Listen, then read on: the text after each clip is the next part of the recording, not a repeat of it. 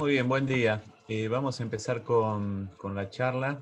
El tema central de la charla va a ser arquitectura de sistemas y va a estar referenciada o, digamos, va a ser de apoyo al nuevo práctico que estamos iniciando. En la parte anterior del trabajo práctico, Omar comentaba que en teóricos sucesivos vamos a ir construyendo un poco el área de conocimiento con el abordaje de los distintos casos. Seguramente vamos a tener cuestiones en común con la charla de Agustín, con la charla de Omar. Así que un poco pensaba yo en realidad debería haber planteado esta charla un poco siguiendo con la idea de sistemas como un anónimo colectivo y invitarlos a participar y en libertad de comentar, digamos, sobre algunos de los casos que estamos viendo, ¿sí? Así que, bueno, un poco voy a ir planteando los temas, pero siéntanse, digamos, libres de intervenir. Voy a iniciar un poco con la definición de arquitecturas de sistemas. Para esto tomo el Diccionario de Arquitectura de la Argentina, ¿sí? Que data del año 2004, ¿sí? Una edición del grupo Clarín fue, y en la cual Fernando Aliata es el responsable, digamos, de definir la arquitectura de sistemas. La definición que da hace bastante hincapié y me parece interesante justamente por el enfoque del trabajo práctico en la idea de metodología, ¿no? Dice, es la forma nominal, compleja, con lo que se alude a la metodología de proyecto que tiende a la constitución de un sistema de partes, funcionales y constructivas, apto para la materialización de diversos tipos de edificios. Acá, digamos, yo hice hincapié en dos conceptos. El tema de metodología de proyecto, que vamos a ir abordando a lo largo del práctico y en los distintos ejemplos, y en la posibilidad de aplicar esta metodología para los diversos tipos de edificios, ¿sí? Sin estar acotado o condicionado por un tipo de arquitectura en particular. Me parece interesante contrastar, o complementar, mejor dicho, más que contrastar, esta visión que tiene Fernando Aliata con la que después, 10 años más tarde, plantea en un texto que se llama Arqueología de la Arquitectura de Sistemas, ¿sí? Que aparece es un artículo que aparece en registros en el año 2014, en el cual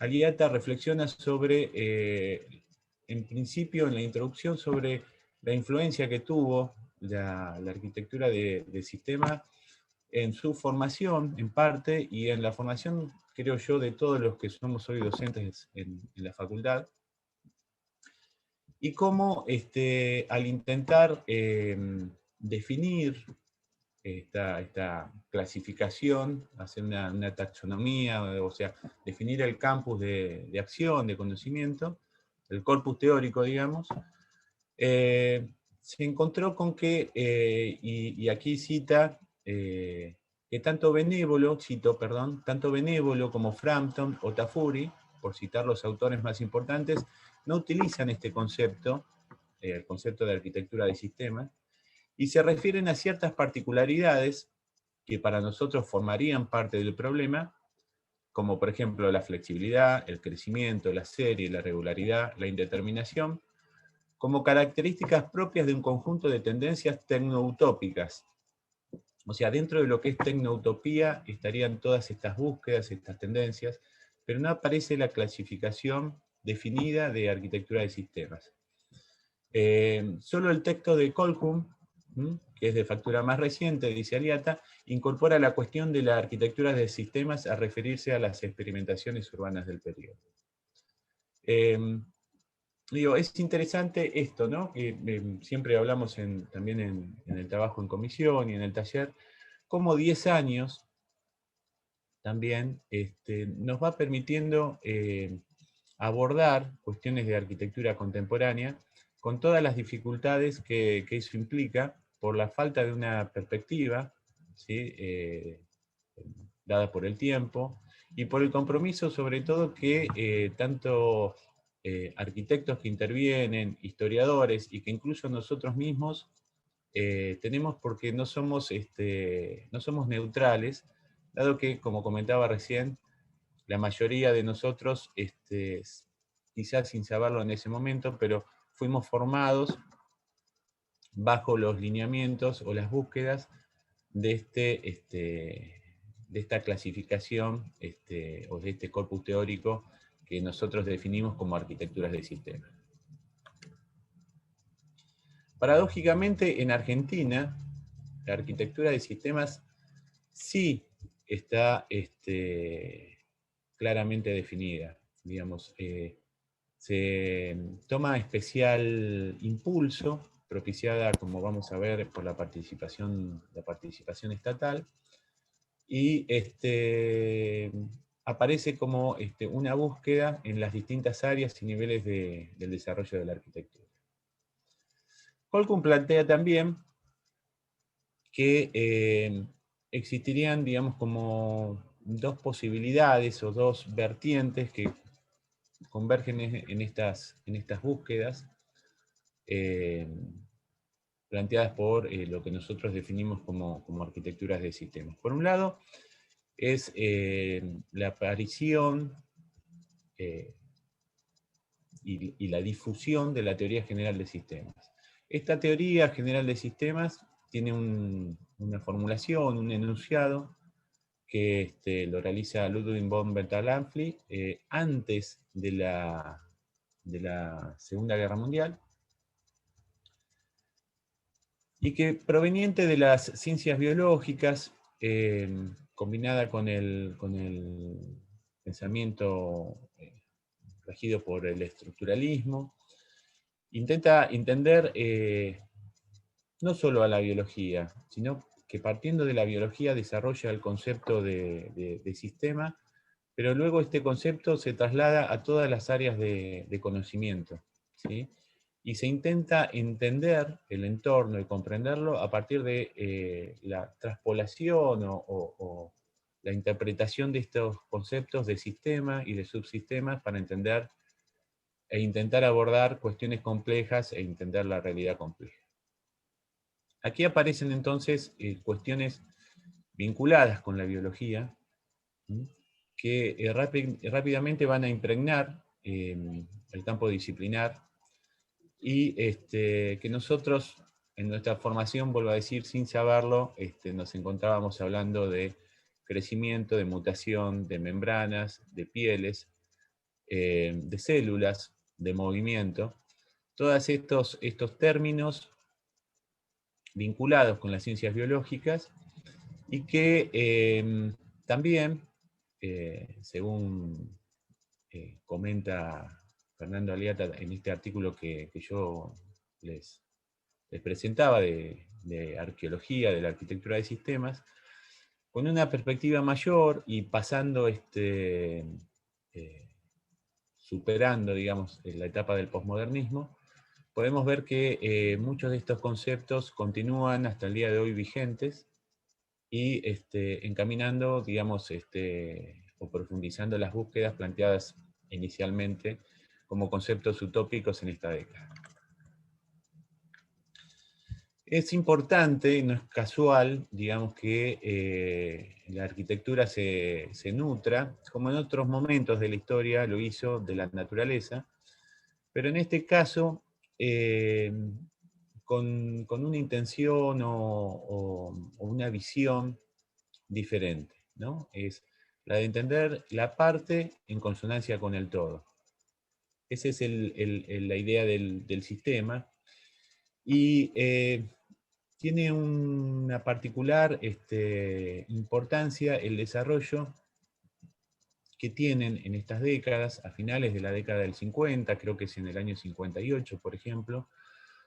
Entre otras cosas, aparecen los grandes desarrollos en las ciencias médicas, la organización de estas ciencias médicas y las ciencias biológicas y la división en sistemas y en subsistemas, en distintas especialidades. Y todo este desarrollo tiene soporte y apoyo en el gran desarrollo tecnológico y material producto de toda la maquinaria bélica, ¿sí? Y la aplicación de búsquedas, por ejemplo, en este caso, la aplicación de la tecnología láser en lo que es la aparición del microscopio, a partir del cual la misma observación de la naturaleza, que en otros momentos nos podía manifestar una estructura que a primera vista podría parecer una estructura orgánica, sin una organización tan estructurada, sin una organización más libre, al tener las herramientas como para realizar una aproximación distinta, se empieza a revelar lo invisible. La geometría como arquitectura de la naturaleza.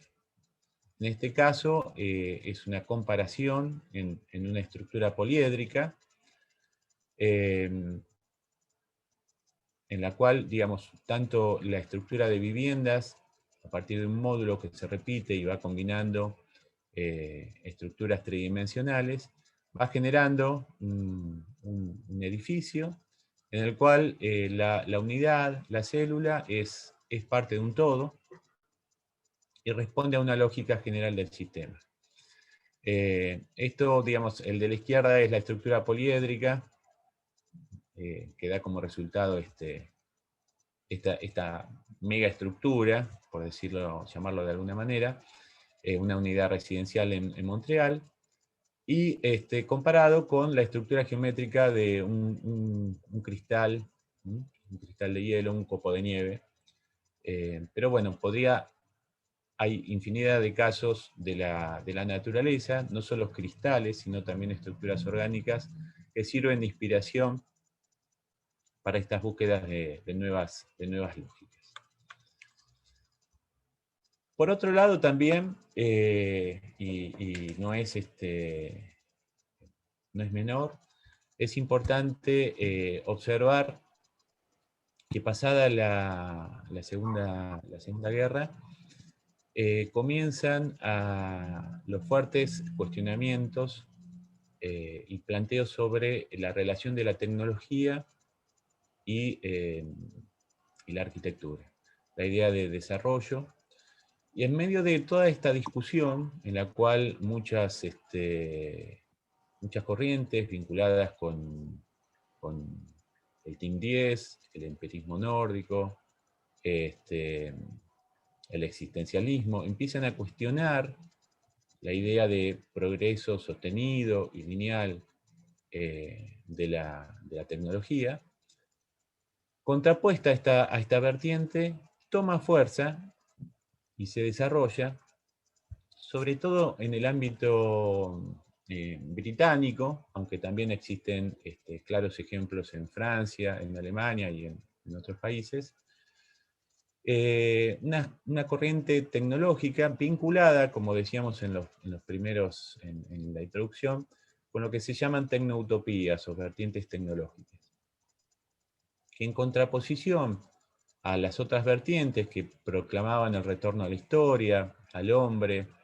a lo primitivo, ¿sí?, a lo vernáculo, siguen con el desarrollo tecnológico, pero planteándolo en muchos casos como utopías, ¿sí?, o ejercicios proyectuales que intentan buscar la aplicación de los nuevos desarrollos, de los nuevos materiales, y sobre todo explorar estos conceptos que, originados en las ciencias biológicas, comentábamos recién, y intentar establecer entre biología y tecnología un punto de contacto, que a primera vista puede parecer opuestos, pero que en definitiva sería una búsqueda similar, como he comentado en otras oportunidades, a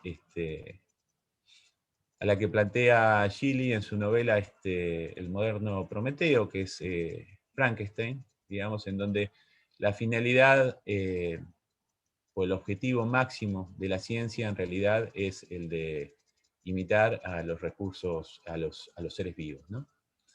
En ese sentido, bueno, justamente como naturaleza o característica de los organismos vivos, se encuentra el tema del movimiento.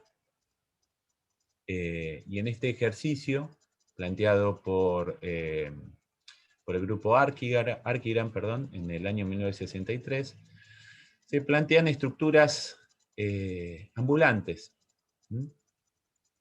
Las walking cities, que complementadas con otras búsquedas, como las ciudades enchufables, las plugin cities, empiezan a desarrollar como ejercicios utópicos estos conceptos de una arquitectura errante, una arquitectura desvinculada en principio con la preexistencia, con la historia, y que es capaz de trasladarse, adaptarse, reemplazando un poco este módulo espacial, ¿no? Esta apariencia tan tecnológica, a la idea del transatlántico de la arquitectura moderna.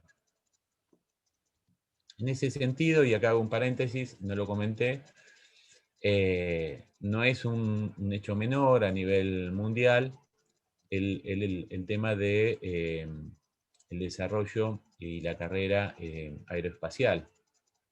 La división del mundo, como consecuencia de la posguerra, en el bloque oriental y occidental, y la carrera entre ambos bloques, y la competencia en todo lo que es la Guerra Fría, tiene mucho que ver con el desarrollo de ciertos lenguajes y tecnologías, búsquedas vinculadas con la tecnología de carácter utópico. Aquí también tiene mucho que ver el tema del cómic, ¿sí? El tema de la composición o la búsqueda a través del fotomontaje y del collage como un lenguaje plástico también característico de estas décadas.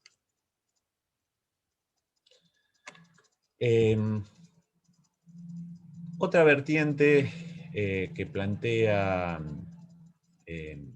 Colquhoun en esto que da a llamar arquitectura de sistemas, no solo está dada por el tema de la aparición del texto vinculado con la teoría general de sistemas, sino fundamentalmente con la aparición de esta idea que yo recién hacía esta broma de podríamos haber hecho esta charla desde el punto de vista del anónimo colectivo y la hacíamos entre todos. Pero estas ideas, ¿sí? de la construcción colectiva, ¿sí? De contraponer a la figura, digamos, o a la idea del arquitecto como hacedor, como form giver y como responsable del proyecto, contraponer esta idea con la idea de la arquitectura como el resultado de una construcción colectiva, en la cual el arquitecto puede sí encontrar la lógica del sistema, sobre la cual luego múltiples actores, uno de ellos puede ser el arquitecto, pero también aparece fuertemente la figura del usuario del sistema, puede colaborar en la definición formal de la obra de arquitectura. Raúl Castellanos, Débora Domingo y Jorge Torres, en un artículo que se llama Los Math Buildings y las universidades de los años 60, plantea una cita en la introducción que me parece interesante. Dice, en la historia de las ideas hay cambios que acontecen por evolución y otros que sobrevienen por revolución. En los años 60 del pasado siglo, ciencias sociales y arquitectura se dan cita en una inesperada asamblea que congrega el pensamiento estructuralista de la época, el programa universitario, entonces en plena ebullición, y a ciertas agrupaciones de baja altura y gran densidad que, algunos años después, Alison Smithson denominará como Mad Buildings. Me parece interesante este artículo porque además de retomar, como lo plantea esta definición de Mad Building, entendido como Mad como un entramado, como una trama, un edificio que juega por momentos en el cambio de escalas entre lo que es edificio y lo que es ciudad, y viceversa, digamos, va de lo arquitectónico a lo urbano, y que plantea, justamente, se plantea en este artículo, que a diferencia de otros momentos en los que la arquitectura realizaba sus mutaciones, sus propuestas, sus cambios por evolución, plantea que en la década del 60, en realidad, los cambios en la arquitectura sobrevienen por revolución. O sea, esto fue una revolución, según los autores, en el cual la arquitectura, a diferencia de otros momentos de la historia, en donde arrastró todo un lastre que le significaba una inercia muy difícil de romper, vinculada con el academicismo, con las bellas artes, se desprende, ¿sí?, de este lastre, y junto con las ciencias sociales, como dice aquí, bajo este paraguas teórico del pensamiento estructuralista, empiezan a cuestionar la idea de edificio y a proponer y analizar nuevas formas, nuevas relaciones, ¿sí?, y nuevas escalas en el modo de hacer arquitectura. Aquí surge justamente la idea de Mad Building. Este es el artículo Cómo conocer y leer un Mad Building, formulado por Alison Smithson, y que de alguna manera es la llave de entrada para los que tengan que abordar, bueno, para todos los que tenemos que abordar este trabajo práctico, y particularmente a los que tienen, ¿no es cierto?, la Universidad Libre de Berlín. En este caso, lo que estamos viendo es un fotomontaje de la propuesta de la Universidad Libre de Berlín, una propuesta de Candilis, Josik, Woods, ¿sí?, en conjunto con Schilden, que es un arquitecto alemán, y que plantea una propuesta que tiene sus antecedentes, ¿sí? O sea, esto no surge como generación espontánea. No voy a, por una cuestión de, digamos, de tiempo, a profundizar, pero después en el análisis, en comisiones, surgen otros proyectos que tienen relación directa con tanto como antecedentes del proyecto, como es el mismo proyecto de Woods para la intervención en Frankfurt, en donde en 1963 se plantea la necesidad de ampliar y construir una sede para la Universidad Libre de Berlín, ¿sí? Esta Universidad Libre de Berlín se considera, o es, una escisión, una división de la Universidad de Humboldt, que luego de la división en la ciudad de Berlín de posguerra, quedando un sector bajo el control oriental o soviético y el otro en el sector occidental, la Universidad de Humboldt quedó bajo el control del bloque soviético. Con lo cual se funda a finales de la década del 50 la Universidad Libre de Berlín, y en el año 63 aparece esta necesidad de ampliar las instalaciones y construir una nueva sede. Con lo cual se llama a concurso. En este concurso, además, obviamente de quienes participan en el proyecto, aparecen figuras emblemáticas vinculadas con el Team 10 y con el movimiento moderno, dentro de las figuras del jurado, como son Vakema y Jacobsen, ¿sí? Lo interesante de esta propuesta, que luego abordaremos en el desarrollo del trabajo práctico, es cómo está estructurado el, vamos a decirle, el edificio, aunque es un mat building, digamos, no. Es difícil entender el límite entre edificio y estructura urbana, pero cómo está organizada la estructura. En este caso cristalizan también propuestas que son anteriores de Guts, y que tengo por aquí anotado, del año 60, la propuesta que tiene que ver con la idea de tallo.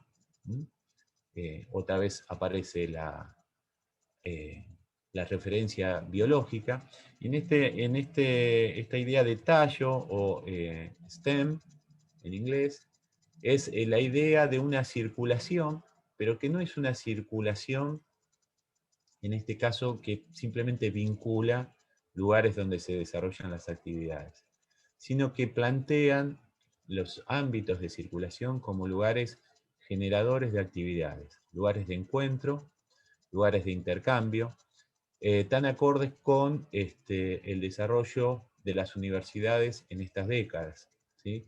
Omar hoy daba también como referencia del periodo que vamos a abordar, y mencionaba el Mayo francés, ¿no?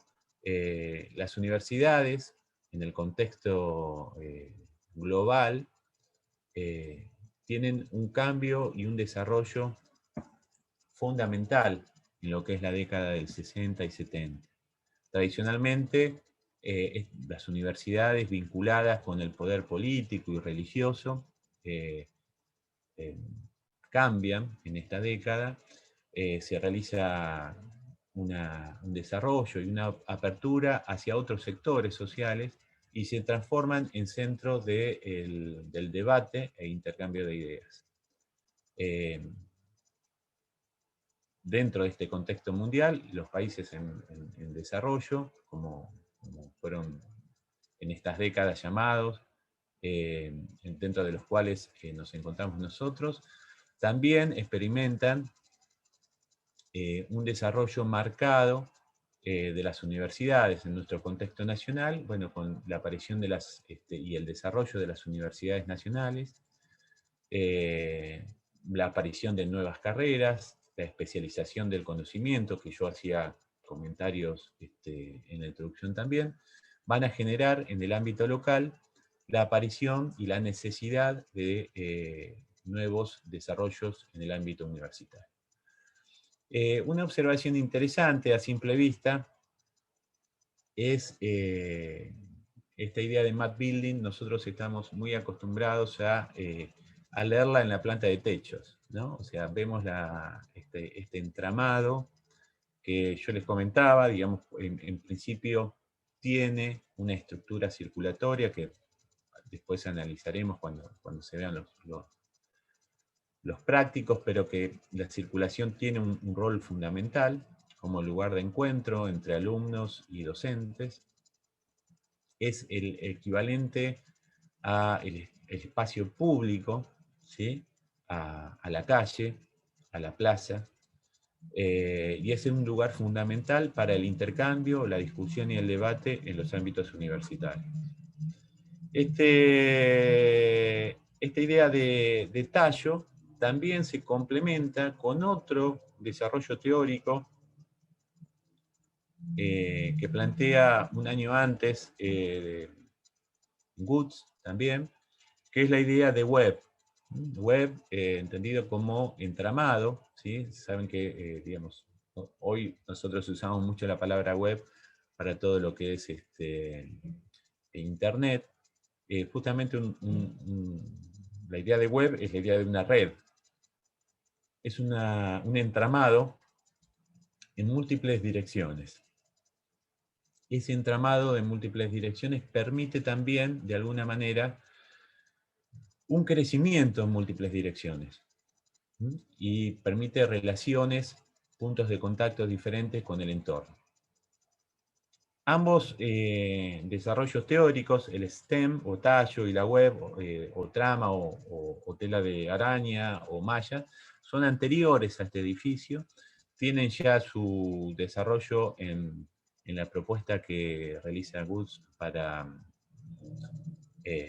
Frankfurt, pero en este caso, además, puede haber alguna vinculación con el desarrollo de lo que también vamos a ver en los trabajos, que es la idea de clúster o racimo, que ya seguramente aparecerá en teóricos futuros, pero entendidos estos como puntos que concentran actividades específicas, ¿no? Les decía, estamos bastante entrenados o acostumbrados a leer y a distinguir estos matte buildings por la lectura de la planta de techos, ¿no es cierto? Esta propuesta, acompañada por muchos de los enunciados, ¿no? O sea, fíjense que la idea de la indeterminación formal, la ausencia o la falta de una fachada única de esta propuesta, la difícil lectura, la idea de un espacio no centralizado, sino con múltiples direcciones de desarrollo, plantean y cuestionan la idea académica de la arquitectura clásica, ¿sí? o la transmitida a través de la Academia de Bellas Artes, y plantean una nueva relación formal. Si comparamos esto con los campus anteriores universitarios y hacemos un juego de llenos y vacíos o de figura-fondo, en un campus universitario tradicional, siguiendo el modelo anterior, digamos el modelo inglés o el modelo alemán, tenemos un entorno verde en el cual aparecen los elementos arquitectónicos como objetos aislados, rodeados por vacío. Esta propuesta es como lo inverso, es el negativo, es la contraposición de figura-fondo. Lo que en una estructura, fíjense, si hacemos ese ejercicio de ver lo que aparece como vacío en esta propuesta, que son estos patios, estas especies de huecos que dan una apariencia como de un continuo horadado, ¿no? Pero si invertimos los vacíos y los transformamos en llenos, podemos encontrar una contraposición, un juego figura-fondo, que es totalmente contrapuesto a lo que es la idea del campus que se venía desarrollando hasta ese momento. Y que remiten, y aquí aparecen un poco este trabajo arqueológico, a otras arquitecturas de latitudes diferentes, y que tienen que ver, por ejemplo, con momentos históricos bastante lejanos. En varios escritos, vuelvo a Fernando Aleata, o también bueno, se me hizo ahora un blanco. Dentro de los edificios que aparecen como propuestos, como antecedentes, aparece, por ejemplo, el Palacio de Diocleciano, ¿sí? En donde se plantea un sistema y a lo largo de la historia, las funciones que alberga ese sistema cambian, deja de ser un palacio, pasa a ser en la Edad Media un centro urbano, y la forma sigue el sistema siendo útil para albergar distintas funciones. De la misma manera, aparece la idea de un espacio descentralizado, y acá podríamos relacionarlo, por ejemplo, con las mezquitas, ¿m? Las mezquitas del Islam, ¿sí? Aparecen células que se van nucleando y que van conformando un todo que tiene su lógica y, por llamarlo de alguna manera, su armonía, su orden interno, y se podría comparar con la materialización del Rialto en Venecia durante la Edad Media. Y también podríamos hacer vinculaciones con concentraciones de viviendas en la arquitectura árabe, ¿sí? O incluso con algunos planteos de villas imperiales en la arquitectura japonesa. Todos estos, digamos, intentando hacer como una historia o una arqueología de los posibles antecedentes que no siguen o que no están alineados con la idea académica, ¿sí? De la forma única, la forma reguladora y de alguna manera la forma totalizadora, ¿sí? Que establece un control y un orden único. Siguiendo esta idea, aparece también otro de los ejemplos que se van a abordar en el práctico, que es el Hospital de Venecia, de Le Corbusier, en el cual aparece distintas versiones, ¿sí?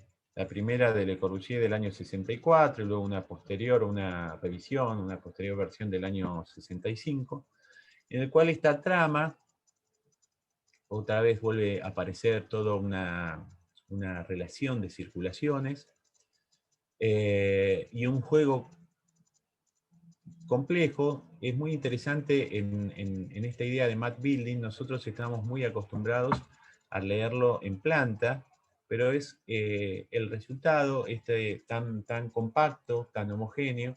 Es muy interesante leerlo en los cortes, en las secciones. Analizar cómo se logra esta relación, este sistema, esta estructura de crecimiento modular. En este caso, en esta propuesta, es un crecimiento por la lógica del proyecto desde adentro hacia afuera.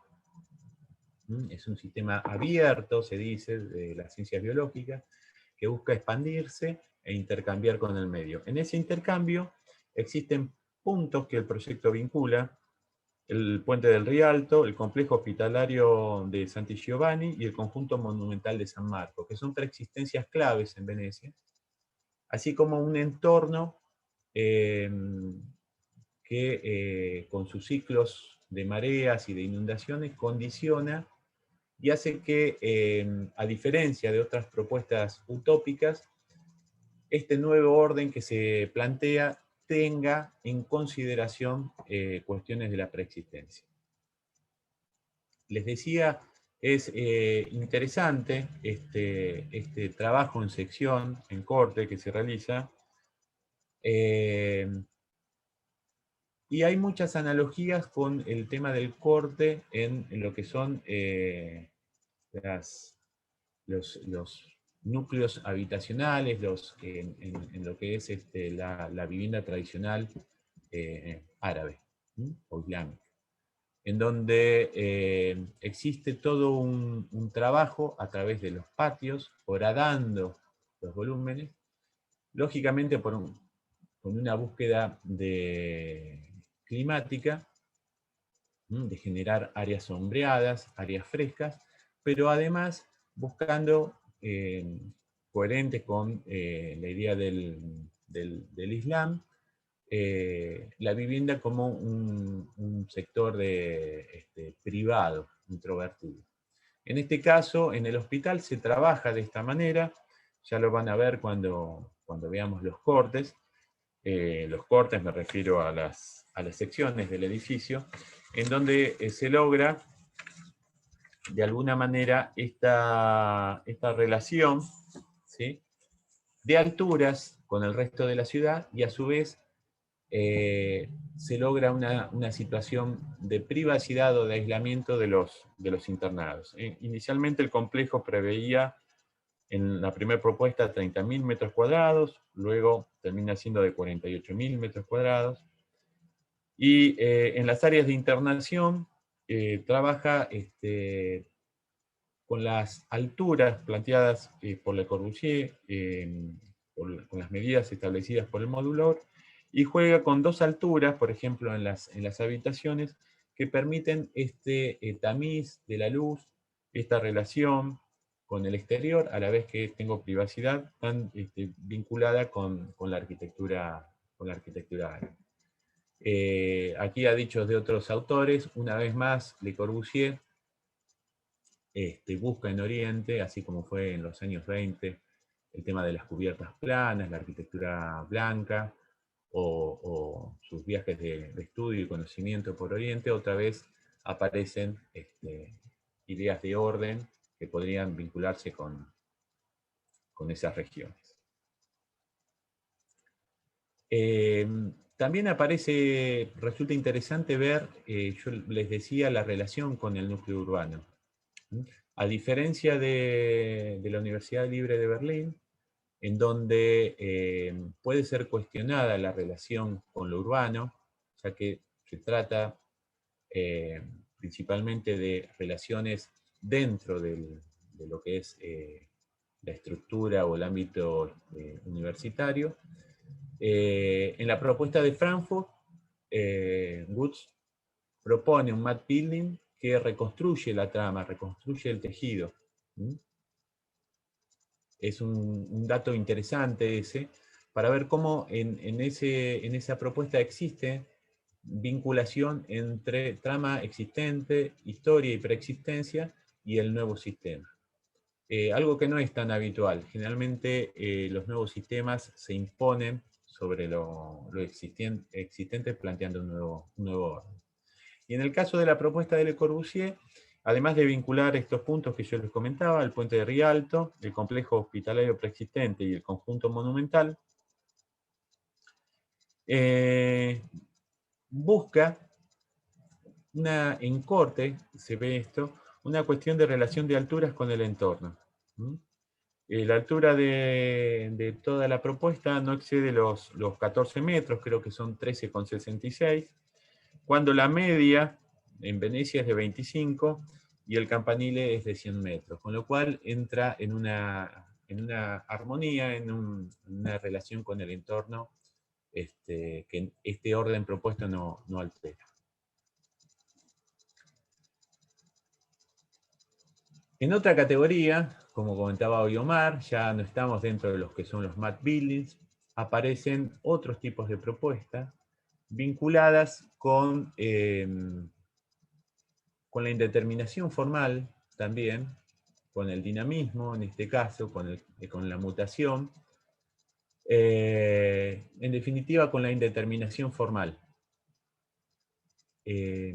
Las imágenes que estamos viendo, ¿sí?, son de Price, Newby y Pask, y ese proyecto del Fan Palace en Londres, también de principios de la década del 60, 1961, 1965, y plantean un lenguaje muy vinculado con el tema industrial, con el desarrollo industrial británico, y con la aplicación de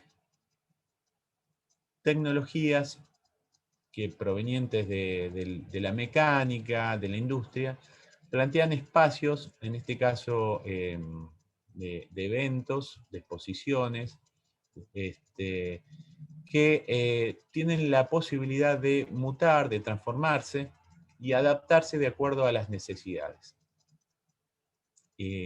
Otra vez, la búsqueda en este caso está dada por la idea del dinamismo, del cambio, basándose en un recurso tecnológico.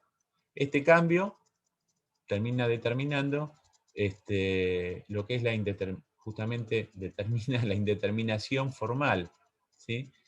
Con lo cual, el arquitecto plantea una lógica de sistema, una suerte de mecano, una especie de planteo con sus propias reglas, una cuestión lúdica, y el usuario de ese sistema, en definitiva, de acuerdo a sus necesidades, irá planteando las modificaciones formales que son necesarias. Otras ideas plantean, y aquí un poco, este no está dentro de los ejemplos, pero lo planteo como un paso más allá del map building. En algún ensayo aparece como Map City, que luego yo voy a compartir. Y en este caso tiene que ver con la escala del proyecto. Ya no estamos hablando de, este es el plan para la Bahía de Tokio, también contemporáneo, 1963. Desarrollo, obviamente, de la arquitectura japonesa, bajo la concepción de Kenzo Tange, y plantea la necesidad de ganar espacios a partir de controlar o de expandirse sobre el mar. En este caso, la Bahía de Tokio. Y continuando con las propuestas o premisas del map building, plantea toda una serie de anillos de circulación en distintos niveles que concentran las estructuras principales, concentran todo lo que son las circulaciones. Aquí hay todo un planteo de Tange sobre lo que es la infraestructura, la aparición del automóvil, la velocidad en circulación. Al igual que en el caso de los map buildings, las distancias se miden no en metros, sino a dichos de los propios proyectistas, se miden en tiempo, ¿sí? Con lo cual aparece de alguna manera incorporada esta idea de fluido y esta idea de incorporar el tiempo como una cuarta dimensión en la arquitectura, ¿sí? Ya vamos a ver en los análisis que consideran en los map building la circulación peatonal y la distancia que una persona puede recorrer caminando en 1 minuto, y utilizan eso como unidad de medida para plantear una trama de circulación. En este caso, apoyado en la circulación vehicular, plantean una intervención de gran escala en la Bahía de Tokio, proponiendo el alojamiento para 10 millones de habitantes, con lo cual este planteo superaría la escala seguramente de un map building, llegando, digamos, a vincularse más con los conceptos megaestructurales. Implica una transformación territorial, no solo urbana, y en este caso, a dichos de algunos autores, podría ser considerado como un map city. Estas ideas que estamos planteando en el contexto internacional llegan al ámbito nacional a través de las publicaciones. Estas publicaciones en el ámbito nacional, concretamente la revista Suma, nacen y se desarrollan siguiendo este proceso de arquitectura de sistemas. Tienen su esplendor durante la década del 60 y 70, y luego con la retracción en el ámbito disciplinar, con la desaparición o la disminución de los concursos de arquitectura, van a sufrir también una retracción importante. A su vez, llegan del ámbito internacional a través de la Architectural Review, Architectural Design, Casabella, Architecture to Your y una serie de publicaciones internacionales. Estas ideas que veíamos digamos, de las principales usinas de la arquitectura a nivel mundial, y en el ámbito nacional son recibidas con agrado, con beneplácito, por un Estado nacional que, bajo el influjo o la idea del Estado desarrollista, concretamente entre los años 66 y 76, hasta el golpe de Estado, van a tener su esplendor, pero que además entre el año 60 y 80 van a establecer el rol del Estado, el rol protagónico y determinante, como dice Lierneux, y que lo hace constituir al Estado Nacional en el principal interlocutor deseado y real para la generación de arquitectura. Es así que este Estado desarrollista, necesitado de imágenes vinculadas con el progreso, con la tecnología, con las nuevas vanguardias, con la utopía tecnológica, recurre, ¿sí?, a los concursos de arquitectura, entre otras cosas, para motivar e incentivar dentro de lo que es el ámbito de la profesión, la producción arquitectónica.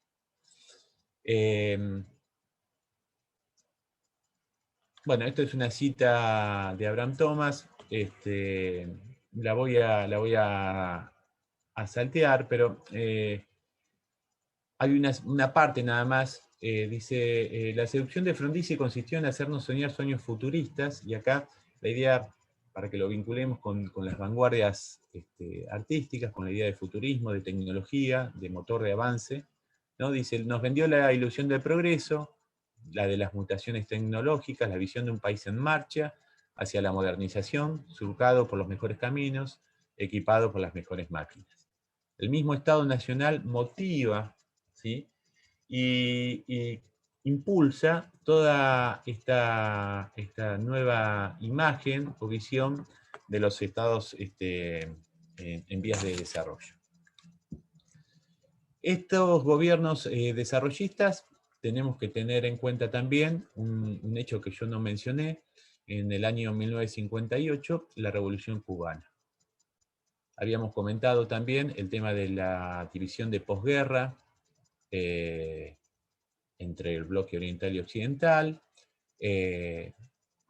la utilización de todos los conocimientos logrados en el ámbito del diseño industrial y de la industria bélica a la arquitectura, y concretamente en el año 58, la Revolución Cubana hace que Estados Unidos ponga especial interés, especial foco en contraponer a través de distintas políticas, a través de la Alianza para el Desarrollo, concretamente, y luego a través del apoyo de las dictaduras latinoamericanas, contraponer y detener el avance de las ideas de la Revolución Cubana. En ese sentido, existe en el ámbito nacional un influjo creciente de capitales que van a nutrir y van a vertirse en distintas áreas programáticas, que van a nutrir a los concursos de arquitectura. En este caso, los dos ejemplos emblemáticos que podrían marcar este periodo son la Biblioteca Nacional y el Teatro Argentino, ¿sí?, un poco como inicio y finalización de estos 20 años a través de los concursos de arquitectura, pero que también participan en estos concursos organismos privados, ya que es un ámbito de discusión, de debate, muy interesante y que tiene también su connotación vinculada con el marketing. Desde el punto de vista estatal, existen, como en este caso, edificios vinculados con la educación y cultura, existen grandes inversiones en lo que es salud, ¿sí? Y justamente veíamos el Hospital de Venecia en el ámbito nacional, la arquitectura hospitalaria, siguiendo los lineamientos británicos, toma gran fuerza, inversiones muy importantes en complejos de vivienda, y también en infraestructuras vinculadas con polos de transferencia, con transporte, o con sede de los distintos poderes del Estado. Dentro de lo que es el Estado Nacional existirían dos modos de promover lo que es la arquitectura de sistemas. Uno que es la acción indirecta, ¿sí? Y la otra es la acción directa. La acción indirecta, o la que yo llamo indirecta, es a través de los concursos de arquitectura. O sea, son concursos abiertos en los que los profesionales, muchas veces figuras emblemáticas dentro de estudios de arquitectura, incluso nutridos por estudiantes de las universidades nacionales, participan de estos concursos. Y la acción directa del Estado estaría dada a través de aquellos organismos, ¿sí? Como por ejemplo es la experiencia del Grupo IRA, que tiene que ver con la industrialización y racionalización de la arquitectura, que desde organismos del Estado intentan llevar adelante los conceptos de la arquitectura de sistemas, pero con una reinterpretación acorde a las necesidades y al contexto económico y político nacional. En este contexto aparecen dentro de lo que es la arquitectura de sistemas figuras como Miguel Cangiano, Fermín Estrella Gutiérrez, Enrique Ibáñez, Raúl Pajoni o Pedro Padaver, que dentro de lo que es la DINAE, que es la Dirección Nacional de Arquitectura Educacional, y particularmente dentro de un núcleo de esta DINAE que se llama Grupo de Desarrollo, van a realizar propuestas sistémicas de baja complejidad. Aquí ya no hay pretensiones utópicas, sino que está la búsqueda de apoyarse en la generación de sistemas para la construcción y materialización de infraestructura escolar, en la cual pueden participar en forma directa los usuarios, que obviamente con tecnologías acordes a nuestro contexto nacional. Esta arquitectura, según dichos de Fermín Estrella, tiene como objetivo la de satisfacer déficits. Y aquí hay un punto de contacto con los grandes proyectos de la arquitectura, por ejemplo, británica. O sea, en la arquitectura de sistemas, los británicos también ven la posibilidad de aplicar métodos científicos que permitan, de alguna manera, un uso racional y una respuesta que puedan producir transformaciones concretas para responder a déficit habitacionales, déficit de infraestructura en educación, en infraestructura en salud. Es de ahí que, digamos, la arquitectura de sistemas tenga tanto desarrollo en lo que es la arquitectura vinculada con el sector salud y hospitales, en lo que es Inglaterra, y particularmente también en los distintos niveles de la arquitectura y educación. Es una arquitectura que, según dichos de Fermín Estrella, y ya adaptada al contexto nuestro, contexto nacional, tiene que responder a déficit. El déficit es lo que marca la labor del arquitecto. Y aquí aparecen nuevamente, planteados desde el punto de vista del proyecto, la visión crítica que tienen sobre la formación arquitectónica universitaria, o sea, para qué estamos formados, cuál es el rol del arquitecto en la sociedad, El valor de la forma arquitectónica, cuestionan la forma como un elemento final, como una búsqueda, cuestionan la retórica tecnologicista, esta retórica tan buscada por los arquitectos de estas décadas para identificarse justamente con la tecnología, con lo sistémico. Buscan evidenciar el uso de nuevos materiales, de nuevas tecnologías, aparecen los parasoles, los conectores, toda una cuestión de lenguaje, una retórica para evidenciar o exacerbar esta idea de sistema, de enchufe, de crecimiento, de flexibilidad, de mutación. Todo esto ellos lo cuestionan desde tecnologías de bajo desarrollo, justamente tecnológico y económico. Y a su vez plantean una reflexión interesante sobre la definición del usuario y el rol del usuario. ¿Quién es el usuario del sistema? ¿Quién determina el sistema?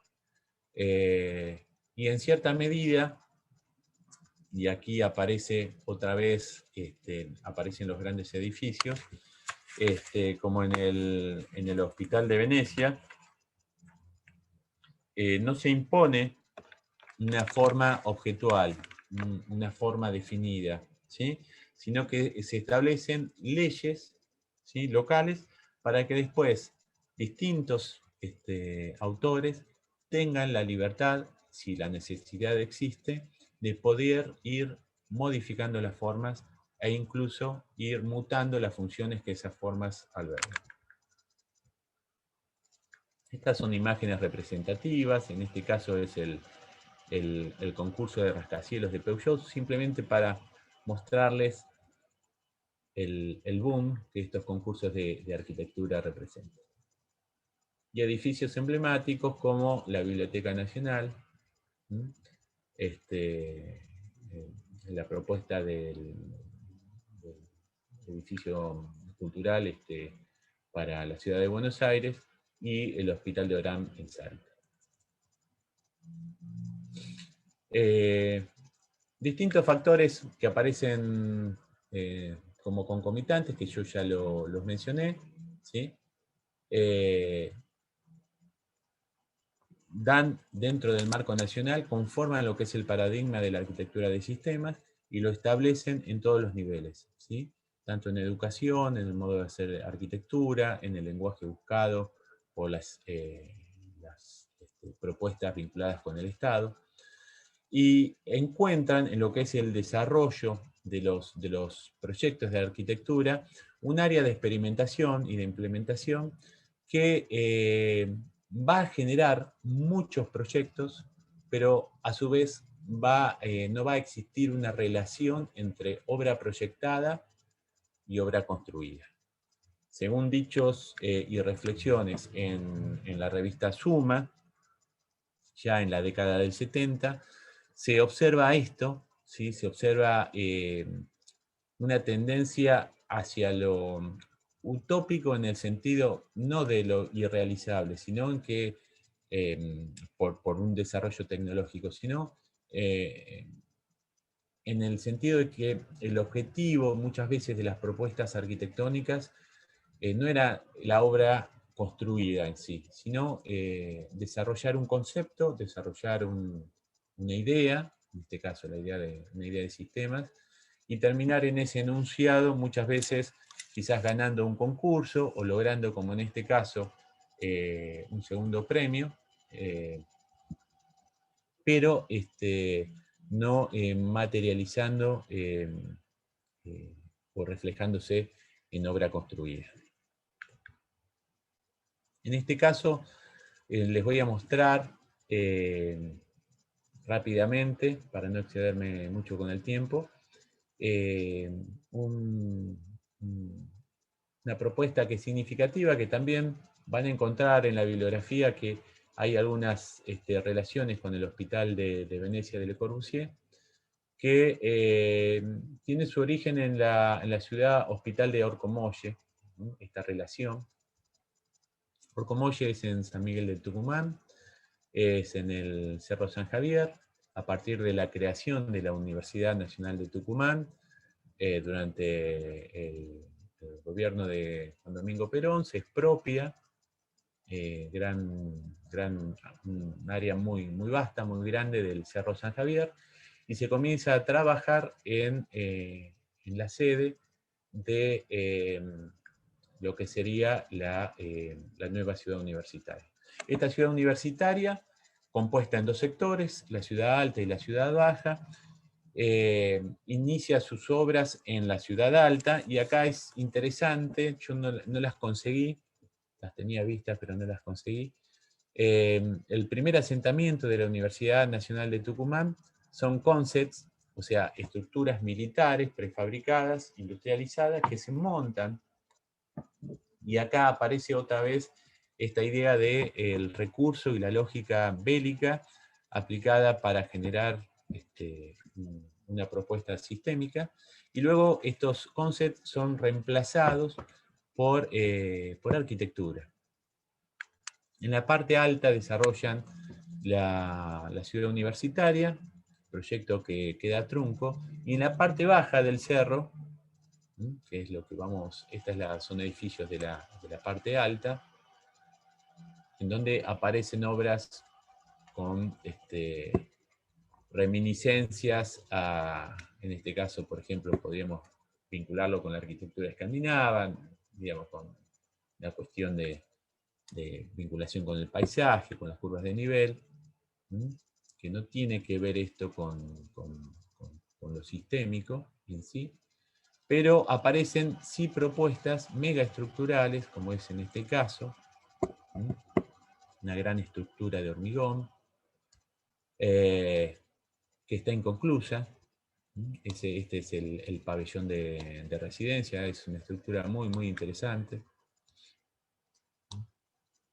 Pero concretamente, lo que traía yo como a colación, como para vincularlo con el Hospital de Venecia y con algunas cuestiones, mostrarles algunas cuestiones vinculadas con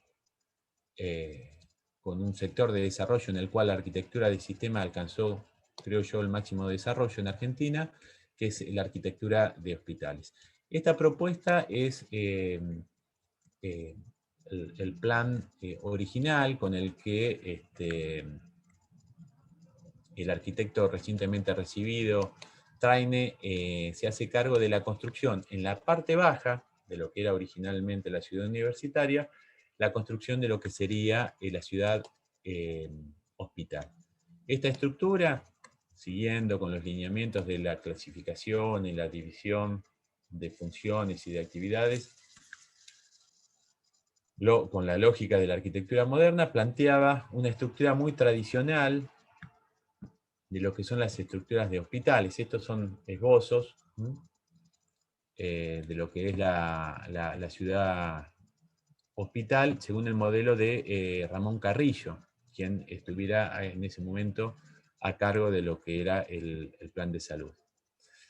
La reformulación que realiza este arquitecto recientemente recibido, ¿sí? Eintel Federico Traine, que fuera también parte del equipo docente de la Facultad de Arquitectura y que se integrara luego al estudio de Baudisone, Díaz, Start y Varas. Los voy a pasar, estos son distintos edificios, ven que, digamos, dentro de lo que la propuesta aparece todo un repertorio de lenguaje moderno. Este edificio es el que particularmente no está construido y los destacan las publicaciones nacionales y en diversidad de trabajos de arquitectura, como un dato muy importante, un germen de lo que es la arquitectura de sistemas en Argentina, e incluso como un antecesor, en algunas cuestiones, de casi en 10 años a la propuesta del corte en lo que es el Hospital de Venecia de Le Corbusier. En este caso vemos este fotomontaje con el Hospital de Venecia.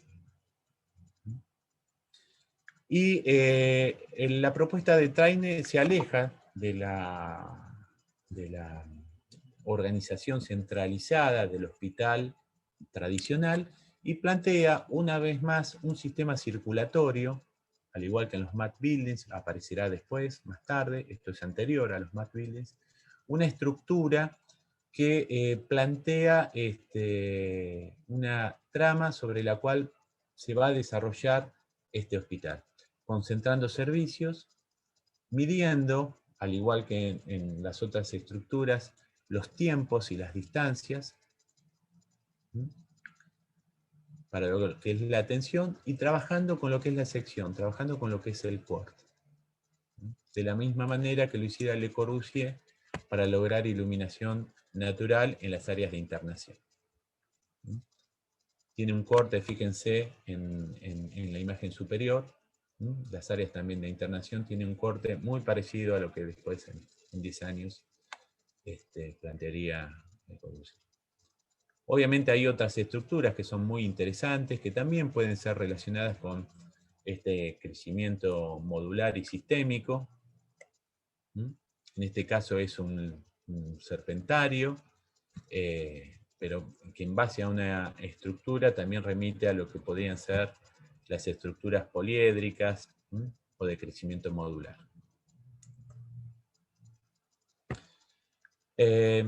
Bien, finalmente también aparece dentro de lo que es la incorporación de nuevos materiales y nuevas tecnologías, la idea de renovación. Esta idea de renovación no siempre se materializa en la realidad, pero en el ámbito teórico genera el sistema la idea de obsolescencia. ¿Qué es la idea de obsolescencia? Bueno, a partir de la incorporación de nuevos materiales, lógicamente la evolución, si es una propuesta que se propone incorporar los avances tecnológicos, en sí existe, al incorporar nuevos materiales y nuevas técnicas, un concepto de obsolescencia, ¿sí? O sea, lo nuevo es superador o puede reemplazar a lo anterior. En este caso, y como para ir un poco cerrando, voy a pasar en forma rápida, pero para que tengan una idea visual del resultado de estos edificios, este es el momento máximo, digamos, de expresión de años 70, años 71, es justamente la radicalización de la arquitectura de sistemas, en el cual a partir de la aplicación de conceptos de la arquitectura británica, sobre todo, decíamos, se logran edificios y propuestas formales. En este caso estamos viendo la propuesta que es el segundo premio para el Hospital Nacional de Pediatría, del estudio de Solsona, Mantiola, Sánchez Gómez, Viñoli. Pero si tomamos cualquiera de las propuestas de los hospitales nacionales, el territorio nacional estaba dividido en regiones, cada una de esas regiones iba a tener un centro de alta complejidad. Estos concursos, bueno, por ejemplo, este es el Hospital Nacional de Pediatría, en la ciudad de Buenos Aires, de Astalión, Bischoff, Bosco y Vidal. Otra vez las tramas, las circulaciones, las modulaciones, el crecimiento, y otra vez el tema para analizar de la relación con la historia, con la preexistencia y con la trama urbana. Hospital Nacional de Pediatría. Este hospital es el primer premio en Misiones, no fue construido, pero bajo la misma lógica. Hospital de Chaco. Hospital de Catamarca. Y en este caso, el Hospital San Vicente de Paúl, en Orán, Salta, de Yauró, Urgel y Asociados, junto con Hampton y Ramírez, que sí fue construido, ¿sí?, y que en este caso constituye una interesante expresión del sistema en 3 dimensiones. Existen otros antecedentes, yo no lo mencioné, pero los clústeres también en la arquitectura japonesa existen propuestas de clústeres tridimensionales.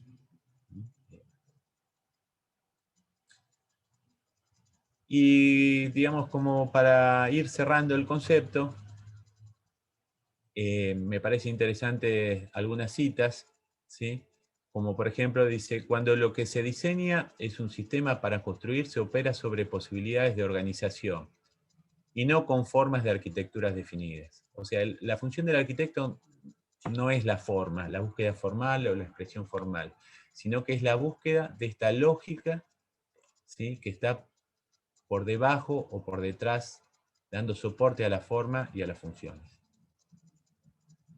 ¿Sí? La característica fundamental de un sistema no es la forma, sino su disponibilidad flexible. Todo esto dice Miguel Canjian. Ya en la década del 50 se empiezan a plantear reflexiones sobre el tipo de arquitectura que se está dando, ¿sí? Existen visiones críticas sobre estos tipos de edificios, en los cuales concretamente lo que se expresa como crítica es que se transforman en la materialización de sistemas o de esquemas formales o de esquemas construidos, esquemas funcionales, no formales, funcionales construidos. Con lo cual, también otro de los puntos, ¿sí?, a analizar y a discutir es el tema de estos sistemas y su relación con el entorno. Hice una selección de distintos tipos de imágenes en los cuales, apoyados en cuestiones tecnoutópicas, pero de alguna manera revelan esa crisis que existe cuando estos proyectos intervienen en núcleos urbanos, con un fondo histórico, con una identidad marcada. Y para finalizar, comento que estos sistemas megaestructurales, en este caso, basados en la idea de sistemas, aparecen en su lógica radical como fragmentos de una ciudad-otra que intenta superponerse y fagocitar a los viejos organismos cuadriculados de la trama tradicional, recordando así a los ejercicios proyectuales de Jonas Friedman. Esta cita es de Fernando Aliata, en Sistema y Partido, en Congreso Nacional de Arquitectura del año 2005 en la FAO. Bueno, aquí termino. No sé si hay alguna consulta, algún comentario. Dejo de compartir, si les parece.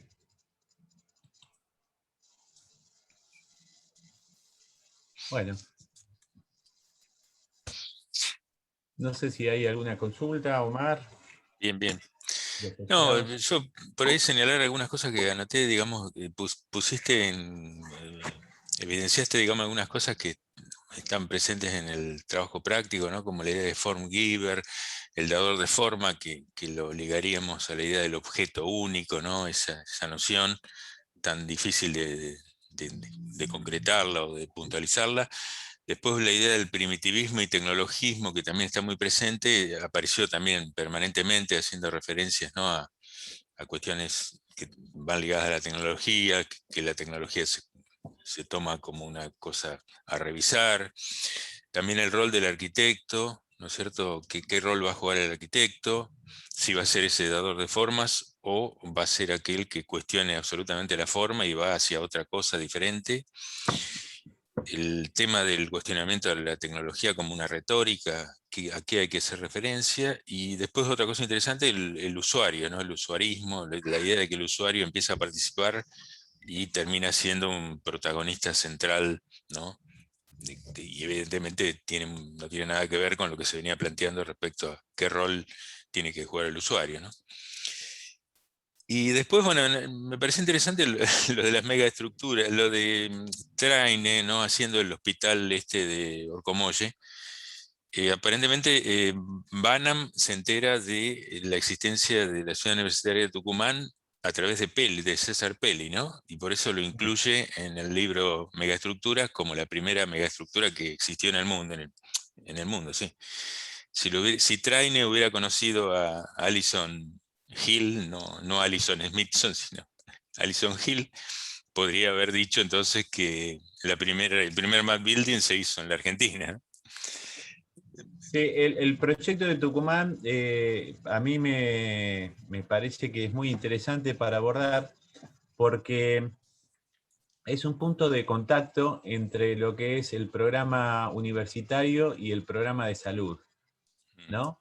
Y cómo la idea de sistema sirve para soporte en los dos programas, ¿sí? Hay pocos ejemplos en los que convivan tan de cerca estas dos líneas de programas, ¿no? Y por otro lado, tomando lo que vos comentás y la vinculación entre Bannon y Peli, el edificio que toma Bannon en realidad no es el hospital, Claro. sino que es la mega estructura que está en la ciudad universitaria, de unos años antes, casi una década anterior. Claro. Lo que no pude rastrear y lo que no sé, que alguna vez también lo hemos conversado con vos y con Fernando, es cómo es que llega Intel Traine a esa responsabilidad de ser el director del proyecto, siendo un arquitecto recientemente recibido. Es que creo que es su primera intervención, y realmente marca después su producción posterior. Tiene un desarrollo muy importante en lo que es la arquitectura de hospitales en Argentina, y justamente lo incorporan en el estudio de Erwin, Baudizione, Descartes, Ibarra, porque él viene con todo ese bagaje y todo ese conocimiento que, después ellos lo vierten en otros proyectos, como es el de Exactas en La Plata, o en muchos concursos de hospitales que el estudio interviene también, ¿no? Claro, exacto. Y a su vez, Fermín Estrella Gutiérrez no tenía relación con Traine, ¿no? No hay una relación ahí entre esos arquitectos. No, claro. No.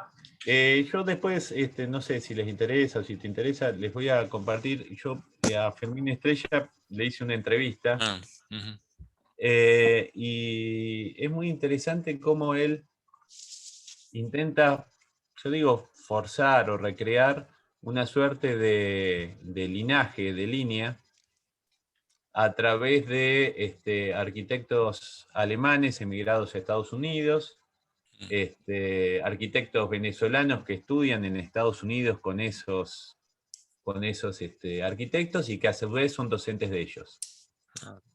Entonces intenta, quizás un poco forzado, pero intenta reconstruir un poco este camino como para nutrirse de otra vertiente. Claro.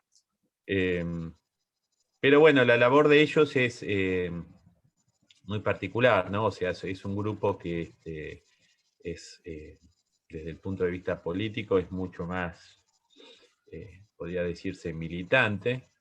Y bueno, también como consecuencia de ello, muchos de ellos después del golpe militar, tuvieron que exiliarse en el exterior, ¿no? Claro. Bueno. Muy bien. No sé No si sé hay si hay alguna alguna duda, pregunta. alguna consulta.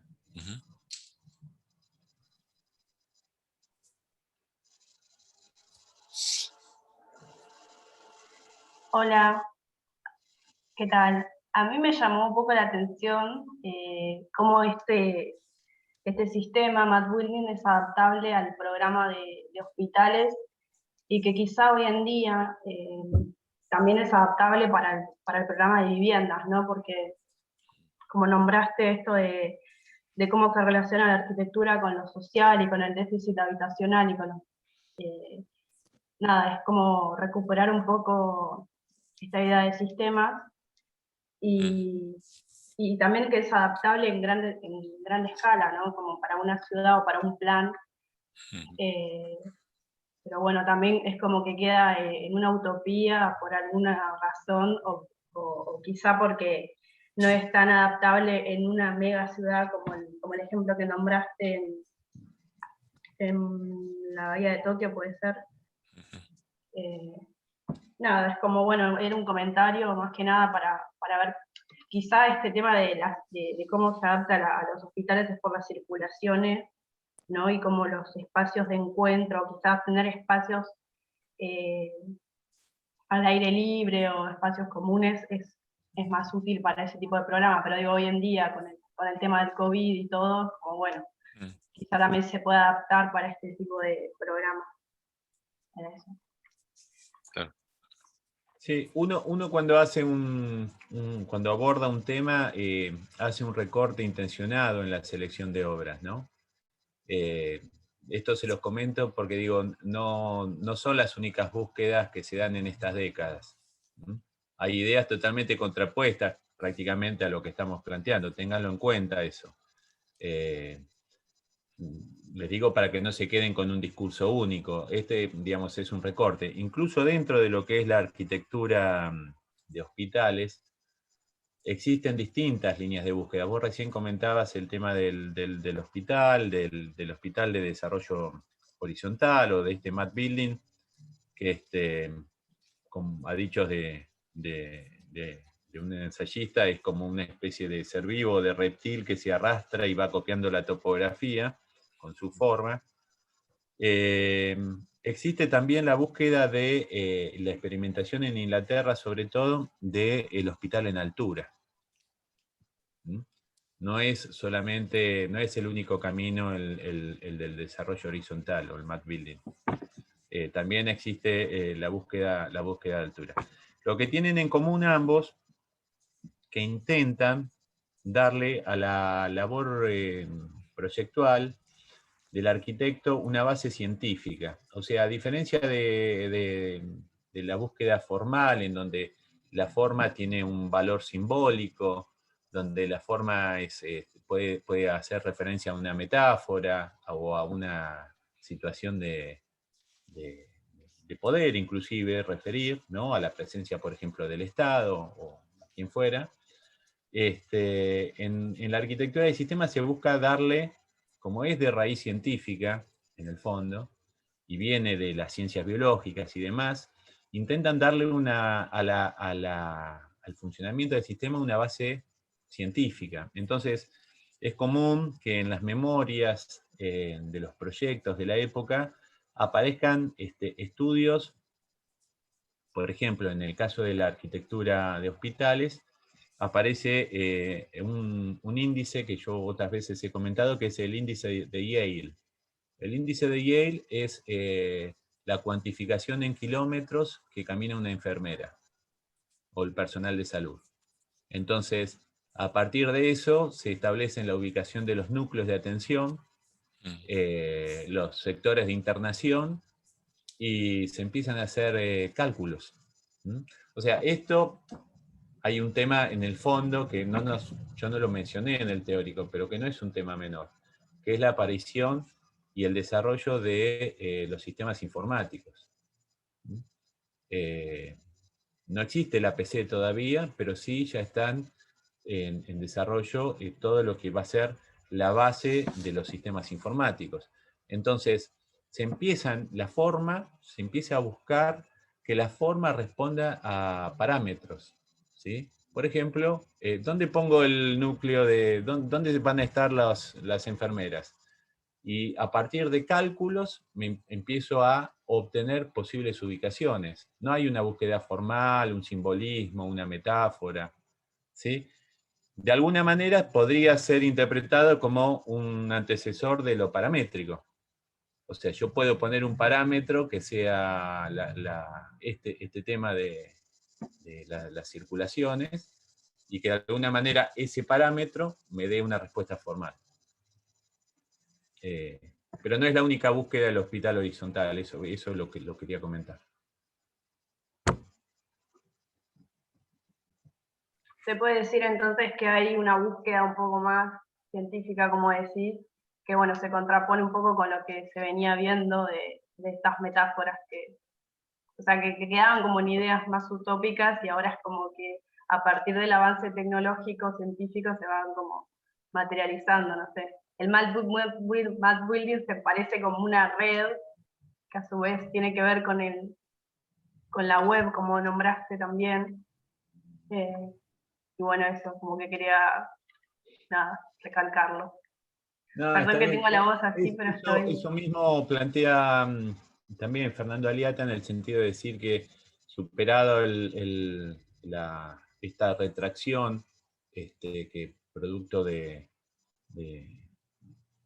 advenimiento de las dictaduras, la falta de discusión en los ámbitos, la intervención de los ámbitos universitarios, la retracción en los concursos de arquitectura, la aparición del posmodernismo, superado eso, en propuestas nuestras, actuales, contemporáneas, existen continuidades de esas líneas tecnológicas que estaban planteadas ya en las décadas del 60.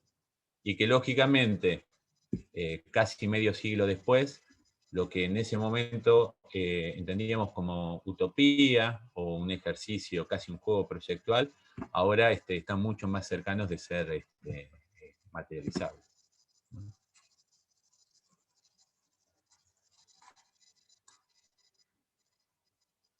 Bueno, no sé si hay alguna consulta más. ¿Podrías pasar, por favor, el hospital en altura que nombraste recién al chat? Sí, sí, sí.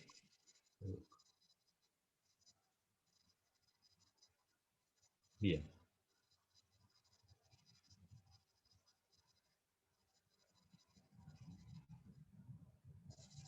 No sé si hay alguna consulta más, algún comentario.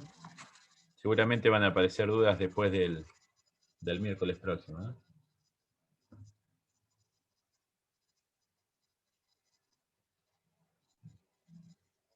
Bueno, no sé, Omar, ¿qué te parece? Estás muteado.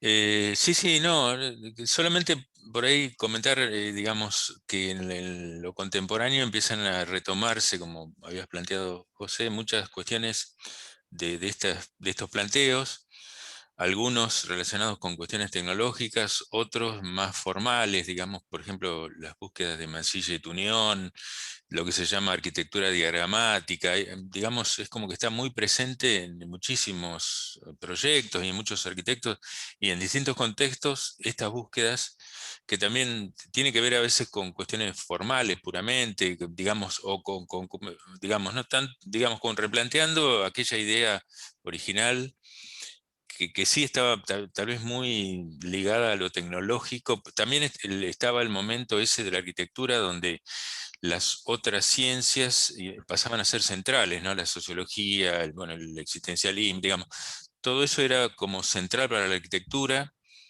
y de alguna manera la arrastra, ¿no? Que es diferente a la situación de otros momentos donde se busca referencias para la arquitectura en cualquier cosa, ¿no? Con el caso de Peter Eisenman, ¿no? Que en el ADN, en cualquier cosa que ande dando vueltas, uno tiene que buscar una inspiración para la arquitectura.